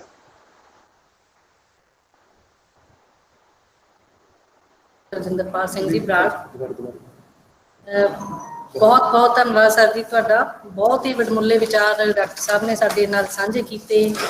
ਲੋਕਾਂ ਨੇ ਜਿੱਥੇ ਇਹ ਕਿਹਾ ਕਿ ਲੋਕਡਾਊਨ ਜਾਂ COVID-19 ਸਾਡੇ ਲਈ ਮਾਰੂ ਹੈ, ਤਾਂ ਡਾਕਟਰ ਸਾਹਿਬ ਨੇ ਬੜੇ ਹੀ ਸਾਰੂ ਵਿਚਾਰਾਂ ਦੇ ਨਾਲ ਇਹ ਗੱਲ ਸਿੱਧ ਕੀਤੀ ਹੈ ਕਿ ਬਹੁਤ ਕੁਛ ਹੈ ਜਿਹੜਾ ਇਸ ਸਮੇਂ ਦੌਰਾਨ ਪੋਜ਼ਿਟਿਵ ਵੀ ਵਾਪਰਿਆ ਹੈ। ਸਾਡੇ 'ਚ ਕੰਮ ਕਰਨ ਦੀ ਰੁਚੀ ਵਧੀ ਹੈ, ਵਾਤਾਵਰਨ ਸਾਫ਼ ਹੋਇਆ ਹੈ, ਸਾਡੇ ਖਾਣ ਪੀਣ ਦੇ ਢੰਗ ਤਰੀਕੇ ਨੇ ਜਿਹੜੇ ਉਹਨਾਂ ਦੇ ਨਾਲ ਅਸੀਂ ਬਹੁਤ ਕੁਛ ਐਡਜਸਟ ਕੀਤਾ ਹੈ। ਇੱਥੋਂ ਤੱਕ ਕਿ ਲੋਕਾਂ ਨੂੰ ਇਹ ਵੀ ਪਤਾ ਲੱਗਿਆ ਹੈ ਕਿ ਅਸੀਂ ਸਾਡੇ ਹੱਥੀਂ ਕੰਮ ਕਰਨ, ਜਿਹੜਾ ਬਾਬੇ ਨਾਨਕ ਨੇ ਸਾਨੂੰ ਕਿਰਤ ਕਰਨ ਦਾ ਸੰਦੇਸ਼ ਦਿੱਤਾ ਸੀ, ਅਸੀਂ ਉਹਦੇ ਤੇ ਪਹਿਰਾ ਦਿੱਤਾ ਹੈ ਤੇ ਵੰਡ ਖਾਣ ਕਿਰਤ ਕਰਨ ਤੇ ਹੋਰ ਬਹੁਤ ਹੀ ਨੇਕਨਾਮੀਆਂ ਜਿਹੜੀਆਂ ਸਾਡੇ ਗੁਰੂ ਸਾਹਿਬਾਨ ਨੇ ਸਾਨੂੰ ਜਿਸ ਰਾਹ ਦੇ ਉੱਤੇ ਜਾਣ ਦਾ ਸੰਦੇਸ਼ ਦਿੱਤਾ ਸੀ, ਲਾਕਡਾਊਨ ਨੇ ਸਾਨੂੰ ਉਹ ਵੀ ਬਹੁਤ ਕੁਝ ਸਿਖਾਇਆ। ਡਾਕਟਰ ਸਾਹਿਬ ਨੇ ਦੱਸਿਆ ਕਿ ਜੇ ਅਸੀਂ ਸੋਸ਼ਲ ਮੀਡੀਆ ਦੀ ਸੁਚੱਜੀ ਵਰਤੋਂ ਕਰਾਂਗੇ ਤਾਂ ਆਉਣ ਵਾਲੇ ਸਮੇਂ ਦੇ ਵਿੱਚ ਅਸੀਂ ਇਹ ਤੋਂ ਲਾਭ ਲੈ ਸਕਾਂਗੇ। ਮਾਰੂ ਵਿਚਾਰਧਾਰਾ ਨੂੰ ਪਾਸੇ ਰੱਖ ਦੇਣਾ ਚਾਹੀਦਾ ਹੈ, ਇਹ ਸਮੇਂ ਦੀ ਲੋੜ ਹੈ। ਬਾਕੀ ਡਾਕਟਰ ਸਾਹਿਬ ਨੇ ਕੁਦਰਤੀ ਸਾਧਨਾਂ ਤੇ ਜ਼ੋਰ ਦਿੱਤਾ ਹੈ, ਖੇਤੀ ਤੇ ਜ਼ੋਰ ਦੇਣ ਦੀ ਗੱਲ ਕਹੀ, ਖੇਤੀ ਆਧਾਰਿਤ ਸਨਅਤਾਂ ਵੱਲ ਆਕਰਸ਼ਿਤ ਹੋਣ ਦੀ ਵੀ ਗੱਲ ਕਹੀ ਹੈ। ਇੱਥੋਂ ਡਾਕਟਰ ਸਾਹਿਬ ਦੀ ਇਕਨੋਮਿਕਲੀ ਜਿਹੜੀ ਅਪਰੋਚ ਹੈ ਉਹਦੇ ਬਾਰੇ ਵੀ ਸਾਨੂੰ ਵਿਚਾਰ ਸਪਸ਼ਟ ਹੁੰਦੇ ਨੇ। ਮੰਨਣਾ ਪਏਗਾ ਕਿ ਲੋਕਡਾਊਨ ਦੌਰਾਨ ਜਾਂ COVID-19 ਨੇ ਜਿਹੜੇ ਵੀ ਹਾਲਾਤਾਂ ਨੂੰ ਬਦਲਿਆ, ਇਹਦੇ ਨਾਲ ਸਾਡੀ ਕੰਮ ਪ੍ਰਤੀ ਰੁਚੀ ਤੇ ਪ੍ਰਵਿਰਤੀ ਦੋਨੋਂ ਹੀ ਤਬਦੀਲ ਹੋ ਗਈਆਂ।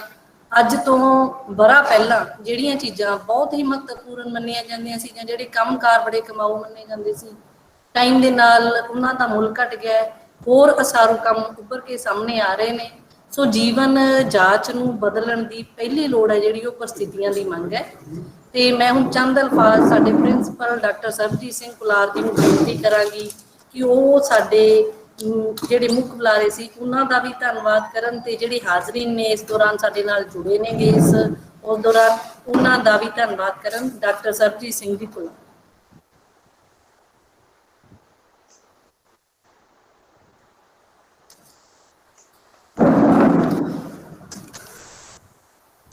ਗੁਰੂ ਗੋਬਿੰਦ ਸਿੰਘ ਕਾਲਜ ਸੰਘੇੜਾ ਦੇ ਪੰਜਾਬੀ ਵਿਭਾਗ ਵੱਲੋਂ ਆਯੋਜਿਤ ਵੈਬੀਨਾਰ ਬਦਲਦੀਆਂ ਸਮਕਾਲੀ ਪਰਿਸਥਿਤੀਆਂ ਦੇ ਪ੍ਰਸੰਗ ਵਿੱਚ ਜੀਵਨ ਜਾਂਚ ਦੇ ਦੌਰਾਨ ਸਾਡੇ ਦਰਮਿਆਨ ਰੂਬਰੂ ਹੋਏ ਡਾਕਟਰ ਰਜਿੰਦਰਪਾਲ ਬਰਾੜ ਪੰਜਾਬੀ ਯੂਨੀਵਰਸਿਟੀ ਪਟਿਆਲਾ ਜੀ ਦਾ ਅਸੀਂ ਬਹੁਤ ਬਹੁਤ ਧੰਨਵਾਦ ਕਰਦੇ ਹਾਂ, ਜਿਨ੍ਹਾਂ ਨੇ ਸਾਨੂੰ ਆਪਣੀ ਰੁਝੇਵੇਂ ਭਰੀ ਜ਼ਿੰਦਗੀ ਦੇ ਵਿੱਚੋਂ ਕੁਝ ਵਕਤ ਸਾਡੇ ਲਈ ਕੱਢਿਆ ਤੇ ਸਾਨੂੰ ਆਪਣੇ ਵਿਚਾਰ ਬਹੁਤ ਸਾਰੀਆਂ ਜੀਵਨ ਜਿਹੜੀਆਂ ਕਲਾਵਾਂ ਸੀ ਜ਼ਿੰਦਗੀ ਦੇ ਵਿੱਚ ਲੋਕਡਾਊਨ ਦੌਰਾਨ ਸਾਡੀ ਬਦਲਦੀ ਹੋਈ ਜ਼ਿੰਦਗੀ ਦੌਰਾਨ ਸਾਡੇ ਜ਼ਿੰਦਗੀ ਦੇ ਤੌਰ ਤਰੀਕੇ ਅਸੀਂ ਕਿਸ ਤਰੀਕੇ ਨਾਲ ਬਦਲੇ ਹਨ ਤੇ ਕਿਸ ਤਰੀਕੇ ਨਾਲ ਬਦਲ ਰਹੇ ਹਨ, ਇਸ ਸੰਬੰਧੀ ਸਾਨੂੰ ਜਾਣੂ ਕਰਵਾਇਆ।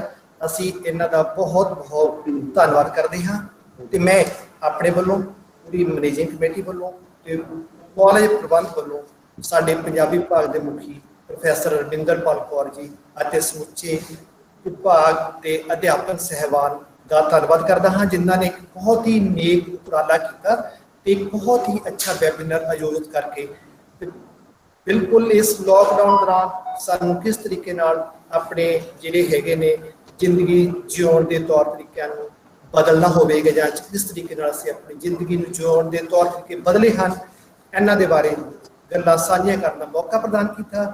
ਵੱਖ-ਵੱਖ ਕਾਲਜਾਂ ਤੋਂ ਅਧਿਆਪਕ ਸਹਿਬਾਨ, ਬਾਕੀ ਸਾਡੇ ਪੰਜਾਬ ਦੇ ਨਾਲ ਲੱਗਦੀਆਂ ਸਟੇਟਾਂ ਤੋਂ ਵੀ ਬਹੁਤ ਸਾਰੇ ਅਧਿਆਪਕ ਸਹਿਬਾਨ ਸਾਡੇ ਇਸ ਵੈਬੀਨਾਰ 'ਚ ਜੁੜੇ ਹਨ ਤੇ ਈਵਨ ਕਿ ਅੰਤਰਰਾਸ਼ਟਰੀ ਪੱਧਰ ਉੱਪਰ ਵਿਦੇਸ਼ਾਂ ਤੋਂ ਜਿਵੇਂ ਕਿ ਪਾਕਿਸਤਾਨ ਤੋਂ ਕੁਝ ਅਧਿਆਪਕ ਸਹਿਬਾਨ ਸਾਡੇ ਇਸ ਵੈਬੀਨਾਰ ਜੁੜੇ ਹੋਏ ਹਨ। ਸਾਨੂੰ ਬਹੁਤ ਮਾਣ ਮਹਿਸੂਸ ਹੋ ਰਿਹਾ ਹੈ। ਅਸੀਂ ਆਪਣੇ ਆਪ 'ਚ ਅੱਜ ਸਾਨੂੰ ਇਸ ਤਰੀਕੇ ਨਾਲ ਮਹਿਸੂਸ ਹੋ ਰਿਹਾ ਹੈ ਕਿ ਅਸੀਂ ਬਹੁਤ ਹੀ ਮਹੱਤਵਪੂਰਨ ਪੰਜਾਬੀ ਵਿਭਾਗ ਦੇ ਸਹਿਯੋਗ ਨਾਲ ਤੇ ਸਮੁੱਚੀ ਮੈਨੇਜਿੰਗ ਕਮੇਟੀ ਦੇ ਸਹਿਯੋਗ ਨਾਲ ਇੱਕ ਬਹੁਤ ਮਹੱਤਵਪੂਰਨ ਉਪਰਾਲਾ ਕੀਤਾ ਹੈ। ਪਰਮਾਤਮਾ ਅੱਗੇ ਅਰਦਾਸ ਕਰਦੇ ਹਾਂ ਕਿ ਜੋ ਵੀ ਅਸੀਂ ਇਸ ਵੈਬੀਨਾਰ ਦੌਰਾਨ ਗ੍ਰਹਿਣ ਕੀਤਾ ਹੈ ਅਸੀਂ ਆਪਣੀ ਜ਼ਿੰਦਗੀ ਦੇ ਵਿੱਚ ਅਮਲੀ ਰੂਪ ਵਿੱਚ ਪੂਰਨ ਰੂਪ ਵਿੱਚ ਲਾਗੂ ਕਰੀਏ। ਇਹਨਾਂ ਕਹਿੰਦਾ ਹੋਇਆ ਤੁਹਾਡਾ ਸਾਰਿਆਂ ਦਾ ਮੇਰੇ ਵੱਲੋਂ ਬਹੁਤ ਬਹੁਤ ਧੰਨਵਾਦ। ਮਾਨਯੋਗ ਪ੍ਰਿੰਸੀਪਲ ਸਾਹਿਬ ਤੁਹਾਡਾ ਬਹੁਤ ਬਹੁਤ ਧੰਨਵਾਦ। ਜਿਹੜੇ ਸਾਡੇ ਖਾਸ ਮਹਿਮਾਨ ਸਾਡੇ ਨਾਲ ਜੁੜੇ ਸੀ ਇਸ ਸਾਰੇ ਕਾਰਜ ਵਿਹਾਰ ਦੌਰਾਨ, ਦੁਬਾਰਾ ਫਿਰ ਅਸੀਂ ਉਹਨਾਂ ਦਾ ਧੰਨਵਾਦ ਕਰਦੇ ਹਾਂ। ਵਿਸ਼ੇਸ਼ ਸ਼ਖਸੀਅਤਾਂ ਜਿਨ੍ਹਾਂ ਨੇ ਇਸ ਸੈਮੀਨਾਰ ਦੇ ਵਿੱਚ ਡਾਕਟਰ ਬਰਾੜ ਜੀ ਦੇ ਵਡਮੁੱਲੇ ਵਿਚਾਰ ਸੁਣੇ ਤੇ ਉਹਨਾਂ ਨੂੰ ਆਪਣੀ ਜ਼ਿੰਦਗੀ ਦੇ ਉੱਤੇ ਲਾਗੂ ਕਰਨ ਦਾ ਵਾਅਦਾ ਸਾਡੇ ਨਾਲ ਕੀਤਾ। ਉਹਨਾਂ 'ਚ ਸ਼ਾਮਲ ਨੇ Lahore college for women university ਤੋਂ doctor Sonia Allah Rakha, assistant professor Punjabi ਵਿਭਾਗ, ਸ਼ਹਿਰੀਸ਼ ਇਤਫਾਕ ਖੋਜਾਰਥੀ ਨੇ ਇਸੇ ਵਿਭਾਗ ਦੇ, ਤੇ ਇਕਰਾ ਸ਼ਬੀਰ ਇਸੇ ਵਿਭਾਗ ਦੀ ਵਿਦਿਆਰਥਣ ਹੈ। ਇਸ ਤੋਂ ਇਲਾਵਾ doctor Sarabjit Kaur education department Kurukshetra university ਤੋਂ, doctor Joginder Singh assistant professor CMRJ government college Sirsa, doctor Anil Kumar associate professor government college for women Karnal, doctor Baljinder Singh Punjabi department ਦੇ ਅਸਿਸਟੈਂਟ ਪ੍ਰੋਫੈਸਰ ਨੇ ਦਿਆਲ ਸਿੰਘ ਕਾਲਜ ਕਰਨਾਲ ਤੋਂ। ਡਾਕਟਰ ਜਸਵੀਰ ਕੌਰ ਨੇ assistant professor Kurukshetra university Kurukshetra ਤੋਂ।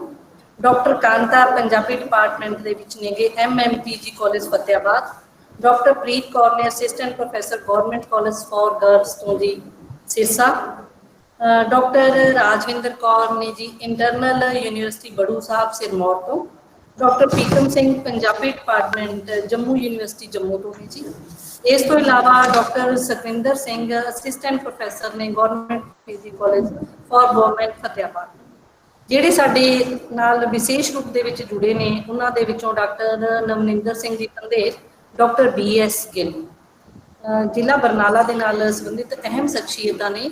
ਇਸ ਤੋਂ ਇਲਾਵਾ ਅਸੀਂ ਵਿਸ਼ੇਸ਼ ਧੰਨਵਾਦ ਕਰਦੇ ਹਾਂਗੇ ਸਰਦਾਰ ਗੁਰਜੰਟ ਸਿੰਘ ਟੈਕਨੀਕਲ ਵਿਭਾਗ ਪੰਜਾਬੀ ਯੂਨੀਵਰਸਿਟੀ ਪਟਿਆਲਾ, ਜਿਨ੍ਹਾਂ ਦੇ ਬੜਮੁੱਲੇ ਸਹਿਯੋਗ ਸਦਕਾ ਸਾਡੀ ਸੰਸਥਾ ਦਾ ਇਹ ਪ੍ਰੋਗਰਾਮ ਹੈ ਜਿਹੜਾ ਬਹੁਤ ਸੋਹਣੇ ਤਰੀਕੇ ਦੇ ਨਾਲ ਨਿਪਰੇ ਚੜਿਆ।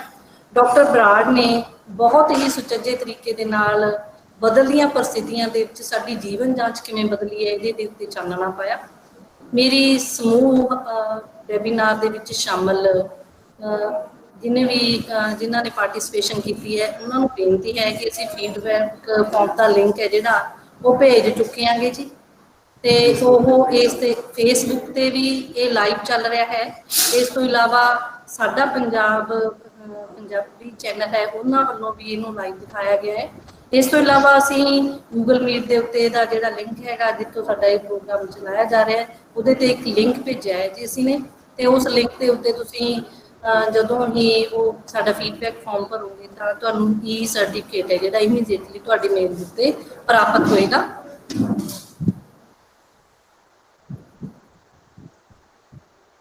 ਅਸੀਂ ਸਾਡਾ ਟੀਵੀ ਜਿਹੜਾ ਪੰਜਾਬੀ ਚੈਨਲ ਹੈ ਉਹਦਾ ਵੀ ਵਿਸ਼ੇਸ਼ ਰੂਪ ਦੇ ਵਿੱਚ ਧੰਨਵਾਦ ਕਰਦੇ ਹਾਂ, ਕਿਉਂਕਿ ਉਹਨਾਂ ਦੇ ਵਡਮੁੱਲੇ ਸਹਿਯੋਗ ਸਦਕਾ ਅਸੀਂ ਸੁਚੱਜੇ ਤਰੀਕੇ ਦੇ ਨਾਲ ਜਿਹੜੇ ਵੀ ਸਾਡੇ ਪਰਸਨੈਲਿਟੀ ਸਾਡੇ ਨਾਲ ਗੂਗਲ ਮੀਟ ਤੇ ਜੁੜਨੋਂ ਰਹਿੰਦੀਆਂ ਅਸੀਂ ਉਹਨਾਂ ਨੂੰ ਫੇਸਬੁੱਕ ਤੇ ਲਾਈਵ ਉਸ ਚੈਨਲ ਦੇ ਉੱਤੇ ਬਰਾੜ ਸਾਹਿਬ ਨੂੰ ਸੁਣਨ ਦਾ ਮੌਕਾ ਮਿਲਿਆ ਹੈ।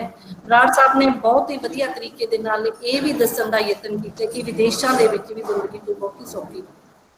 ਸੱਚੀ ਗੱਲ ਹੈ, ਮਿਹਨਤ ਅਸੀਂ ਜਿੰਨੀ ਵਿਦੇਸ਼ ਦੇ ਵਿੱਚ ਜਾ ਕੇ ਕਰਦੇ ਹਾਂ ਜੇ ਆਪਣੇ ਦੇਸ਼ ਦੇ ਨਾਲ ਜੁੜ ਕੇ ਕਰੀਏ ਤਾਂ ਨਾ ਕੇਵਲ ਸਾਡੀ ਜਵਾਨੀ ਪੰਜਾਬ ਦੇ ਵਿੱਚ ਸੰਭਾਲੀ ਰਹੇਗੀ, ਸਗੋਂ ਸਾਡੀ ਆਰਥਿਕਤਾ ਤੇ ਸਾਡੀ ਮਾਨਸਿਕਤਾ ਜਿਹੜੀ ਮਤਲਬ ਕਿ ਡਾਲਰਾਂ ਪਾਉਂਡਾਂ ਨੇ ਹੈਂਗ ਕਰ ਰੱਖੀ ਹੈ ਨਾ, ਉਹ ਵੀ ਟਾਈਮ ਦੇ ਨਾਲ ਸਾਡੇ ਆਪਣੇ ਦੇਸ਼ ਦਾ ਧਨ ਤੇ ਮਨ ਦੋਨੋਂ ਹੀ ਸਾਡੇ ਦੇਸ਼ ਦੇ ਨਾਲ ਜੁੜੇ ਰਹਿਣਗੇ। ਹੁਣ ਇਹ ਸਮੇਂ ਦੀ ਲੋੜ ਹੈਗੀ, ਜਿਵੇਂ ਬਰਾੜ ਸਾਹਿਬ ਬਹੁਤ ਹੀ ਸੁਚੱਜੇ ਤਰੀਕੇ ਦੇ ਨਾਲ ਮੈਂ ਦੇਖਿਆ ਇਹਨਾਂ ਨੂੰ ਬੋਲਦੇ ਹਾਂ ਕਈ ਚੈਨਲਸ ਤੋਂ ਹਮੇਸ਼ਾ ਹੀ ਆਪਣੀ ਦਲੀਲ ਨਾਲ ਗੜਸ ਨਾਲ ਇਹ ਗੱਲ ਕਹਿੰਦੇ ਹੁੰਦੇ ਨੇ ਕਿ ਸਾਨੂੰ ਪੰਜਾਬ ਦੀ ਜਵਾਨੀ ਧਨ ਦੋਨੋਂ ਸਾਂਭਣ ਦੀ ਲੋੜ ਹੈ, ਕਿਉਂਕਿ ਜੇ ਅਸੀਂ ਵਿਰਸੇ ਤੋਂ ਬੇਮੁਕਤ ਹੋਵਾਂਗੇ ਤਾਂ ਆਉਣ ਵਾਲੇ ਸਮੇਂ ਦੇ ਵਿੱਚ ਸਾਨੂੰ ਇਸ ਦਾ ਨੁਕਸਾਨ ਝੱਲਣਾ ਪਵੇਗਾ। ਇਹ ਵੀ ਮੰਨਣਾ ਪਵੇਗਾ ਕਿ ਜੇ ਪਰਿਸਥਿਤੀਆਂ ਬਦਲ ਰਹੀਆਂ ਨੇ ਸਾਨੂੰ ਬਦਲਣਾ ਜ਼ਰੂਰ ਪਏਗਾ, ਪਰ ਫਿਰ ਵੀ ਪੈਰਾਂ ਤੇ ਖੜੇ ਹੋਣ ਦੇ ਲਈ ਯਤਨਸ਼ੀਲ ਹੋਣਾ ਪਏਗਾ। ਪਰ ਇਹ ਵੀ ਨਹੀਂ ਅਸੀਂ ਕਹਿ ਸਕਦੇ ਕਿ ਅਸੀਂ ਆਪਣਾ ਮੁੱਲ ਵਿਧਾਨ, ਆਪਣੀਆਂ ਨੈਤਿਕ ਕਦਰਾਂ ਕੀਮਤਾਂ ਜਾਂ ਹੋਰ ਵਿਚਾਰਧਾਰਾ ਜਿਹੜੀ ਸਾਨੂੰ ਸਾਡੇ ਪੰਜਾਬੀਅਤ ਤੋਂ ਪਰੇ ਕਰੇ ਉਹ ਤੋਂ ਅਸੀਂ ਟੁੱਟ ਜਾਈਏ, ਇਹ ਗੱਲ ਵਾਰਾ ਨਹੀਂ ਖਾਏਗੀ ਸਾਨੂੰ।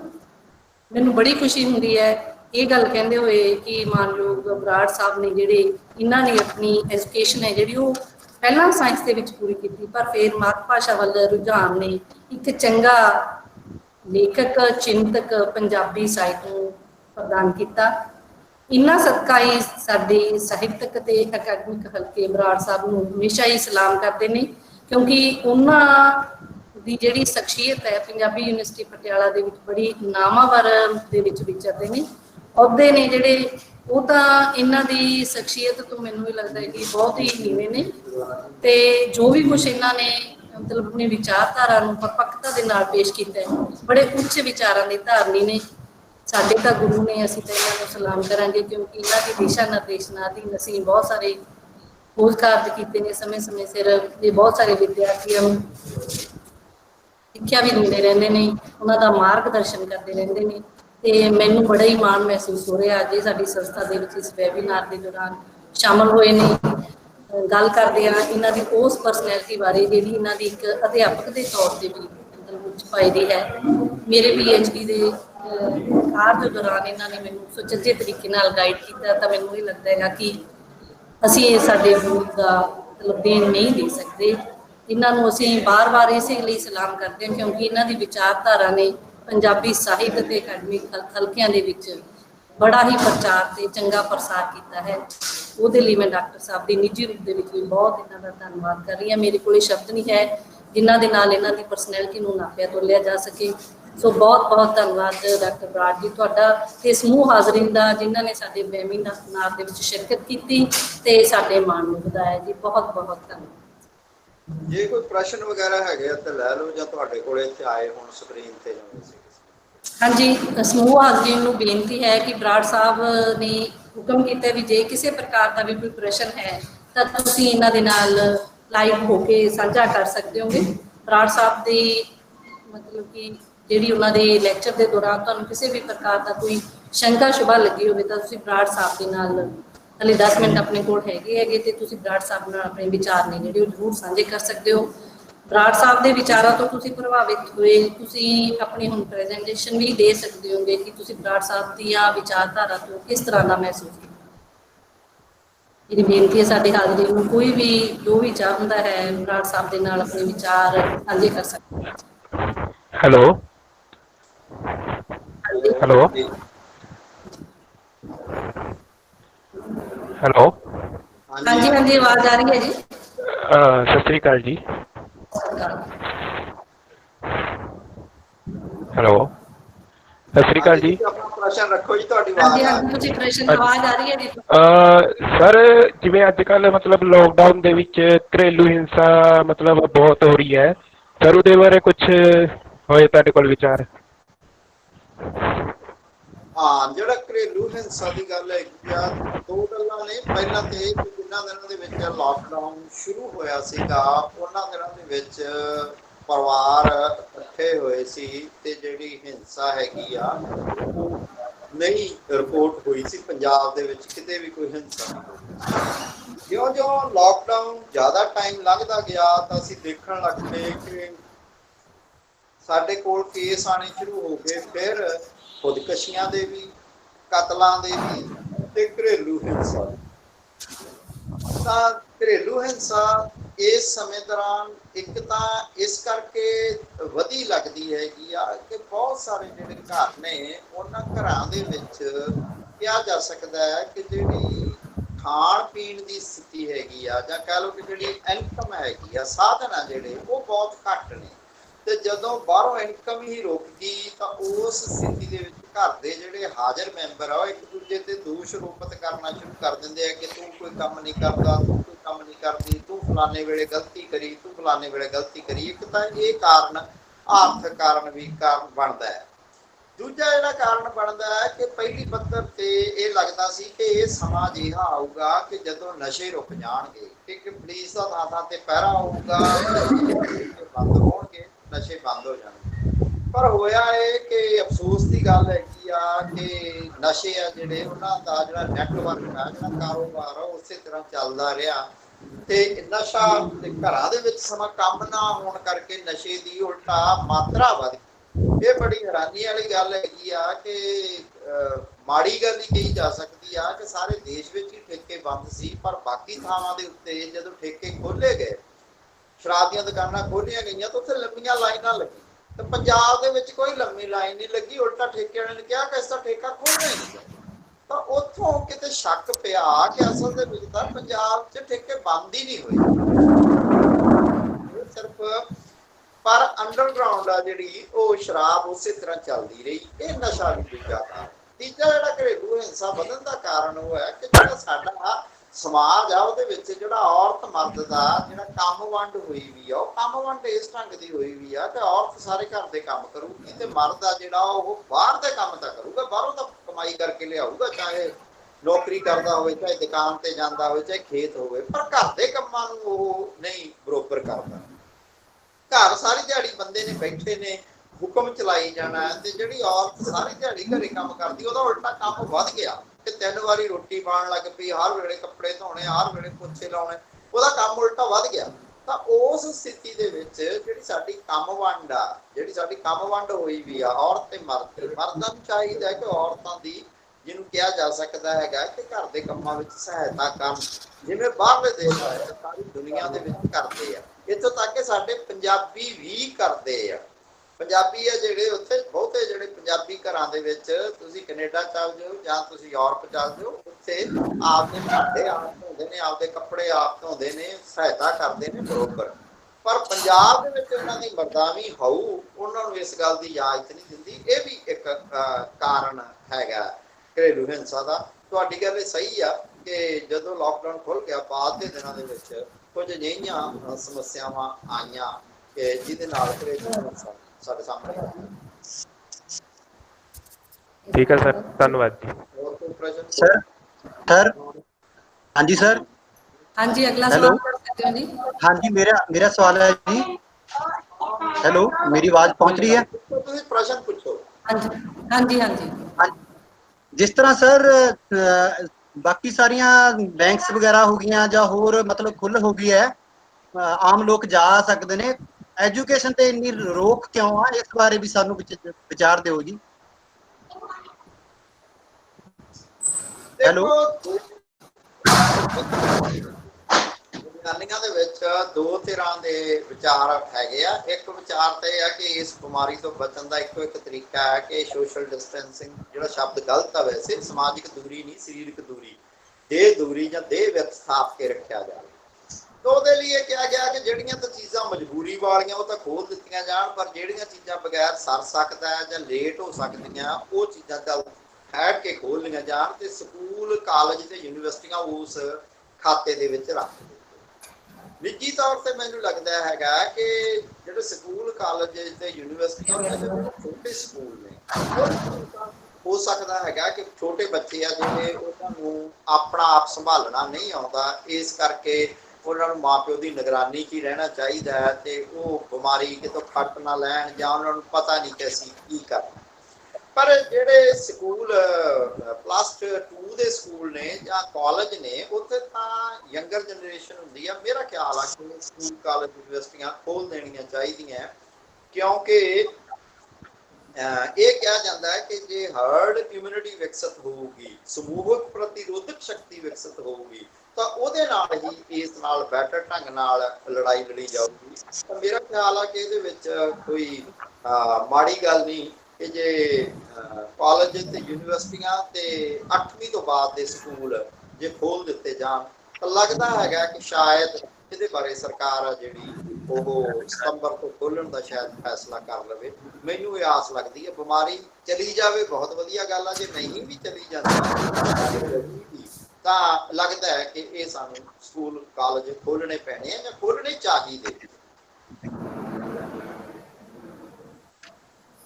ਠੀਕ ਹੈ ਜੀ। ਕੋਈ ਹੋਰ ਸਾਡੇ ਮੀਟ ਤੇ ਵੀ ਸ਼ਾਮਲ ਹੋਏ ਬੁੱਧੀਜੀਵੀ ਵਰਗ ਦੇ ਨਾਲ ਰਿਲੇਟਿਡ ਕੋਈ ਵੀ ਵਿਅਕਤੀ ਜਾਂ ਕੋਈ ਲਿਖਾਰੀ, ਵਿਦਿਆਰਥੀ ਬਰਾੜ ਸਾਹਿਬ ਨਾਲ ਆਪਣੇ ਵਿਚਾਰ ਸਾਂਝੇ ਕਰਨਾ ਚਾਹੁੰਦਾ ਹੈ ਤਾਂ ਜ਼ਰੂਰ ਸਵਾਲ ਪੁੱਛੇ ਜੀ।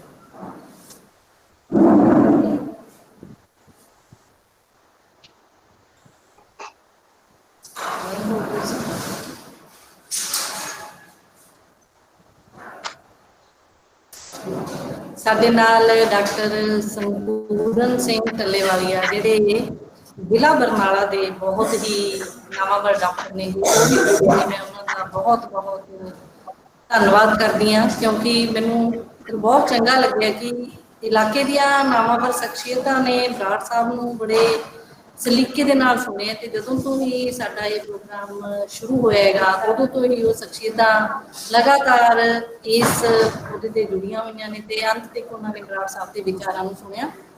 ਅਸੀਂ ਬਹੁਤ ਬਹੁਤ ਧੰਨਵਾਦ ਕਰਦੇ ਹਾਂ ਬਰਾੜ ਸਾਹਿਬ ਤੁਹਾਡਾ ਜੀ, ਤੁਸੀਂ ਸਾਡੇ ਇਸ ਵੈਬੀਨਾਰ ਦੇ ਵਿੱਚ ਸ਼ਾਮਿਲ ਹੋਏ। ਆਸ ਕਰਦੀ ਹਾਂ ਸਾਡੀ ਸੰਸਥਾ ਦੇ ਨਾਲ ਤੁਹਾਡੇ ਸੁਖਾਵੇਂ ਸੰਬੰਧ ਬਣੇ ਰਹਿਣਗੇ ਜੀ। ਬਹੁਤ ਬਹੁਤ ਧੰਨਵਾਦ। ਸਤਿ ਸ਼੍ਰੀ ਅਕਾਲ। ਮਿਹਰਬਾਨੀ। ਮੈਂ ਹੁਣ ਡਿਸਕਨੈਕਟ ਹੋਣ ਲੱਗਿਆ। ਮਿਹਰਬਾਨੀ।